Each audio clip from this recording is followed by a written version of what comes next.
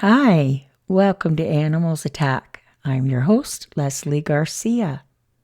Today's video takes us to Orlando, Florida. I received this story from a lady by the name of Laura Dunn, and she just writes, "Writing this story brought back such sadness and PTSD that I thought was over. The cat in this story was my devoted and beloved cat for almost 6 years.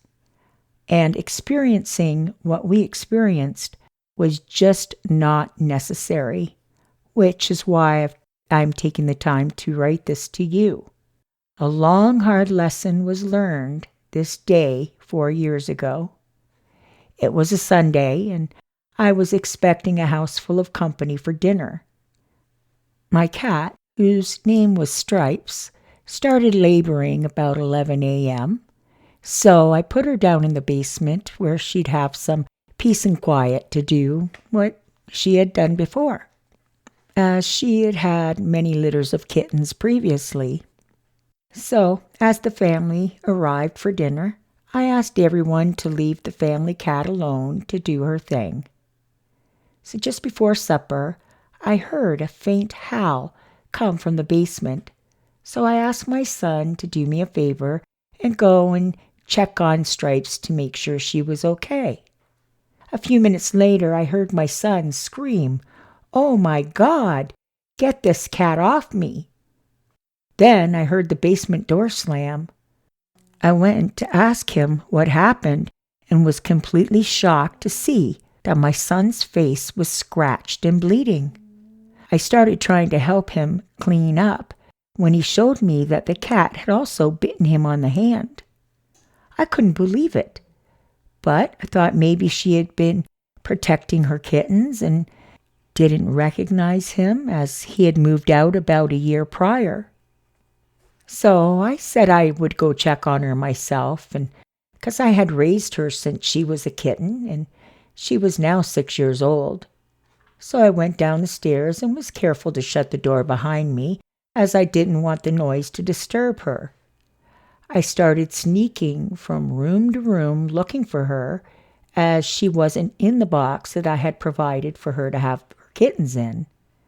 All of a sudden, as I entered a spare bedroom, I heard a low growl come from behind me. So when I turned to talk to her, she lunged at me, biting me on the cheek as she dug her claws into both sides of my head.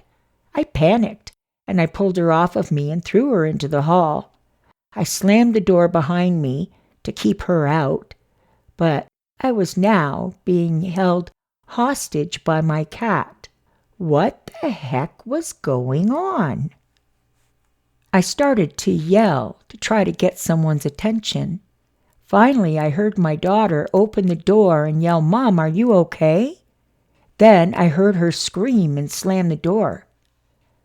Now they knew that I must be trapped in the basement, so they went to the air vent above the room that I was in, so we could sort of hear each other. My son said he was going to stand behind a wooden shield to come and try to get me. Well, it worked, as the cat didn't show herself this time. So I got behind my son, and he had a thin piece of plywood in front of him to ward off the cat if she came at us again. We made it to the basement door. Thank God, still no cat. I assumed she was probably feeding her kittens and was more relaxed a little. Bad mistake, 'cause she came flying out from the rec room and flew under our legs and through the door. We immediately started screaming for everyone to hide because the cat was coming. People were running helter-skelter. Some were mauled, and some made it to bedrooms and bathrooms. My son and I went back to the basement. We decided to call animal control.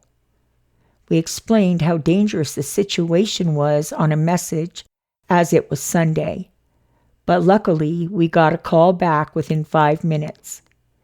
He explained that he was only on call, that he had to go back, grab his truck, and then he would be on his way. I specifically explained to him that he would have to sneak in as we were all hiding, and he was well aware and understood. 20 minutes later, and after several failed attempts to break free, we were resigned to the fact that dinner was ruined and our precious cat had probably lost her mind. My son and I started looking for the kittens in the meantime and found 2 partially formed kittens, but that was it. The phone rang and I answered it. It was the Humane Society calling to say that they had been at our house, but no one answered the door. I was stunned. I asked if he heard anything that I had said to him, and he said that it wasn't him that took the call, that his boss had called him at his home and told him to head over to the house. His boss, the man that I spoke to, didn't explain anything to him. So another half an hour went by when I heard the guy say hello, hello as he entered the house. And then I heard, "Oh, shoot." I yelled up to him to be careful, and he said the cat just ran out the front door.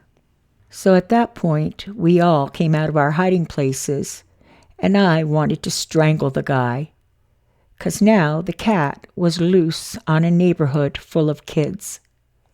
So we armed ourselves as best as we could with weapons and wooden shields and went outside looking. After an hour or so, the officer said he had to go, but we could call him if we located the cat. Another hour passed and it was getting dark, so we decided to call it a night and go in and salvage some of the dinner and make a plan of how to catch the cat. So as we were going in, one after the other, the cat came from out of nowhere and ran back into the house and up the stairs. Immediately she began to growl and hiss at the 4 or 5 people who were already in the house. We all ran back outside, and thankfully no one got mauled this time. We called the animal officer again, and this time we waited outside. So when he arrived, he had a shield, a catch pole, and a snare. After 15 minutes of banging and swearing, he finally caught the cat. He said he was taking her to the animal hospital right away as he feared she needed immediate attention and couldn't wait till morning. After waiting anxiously, I finally got a call from the vet. She apologized right away for taking so long.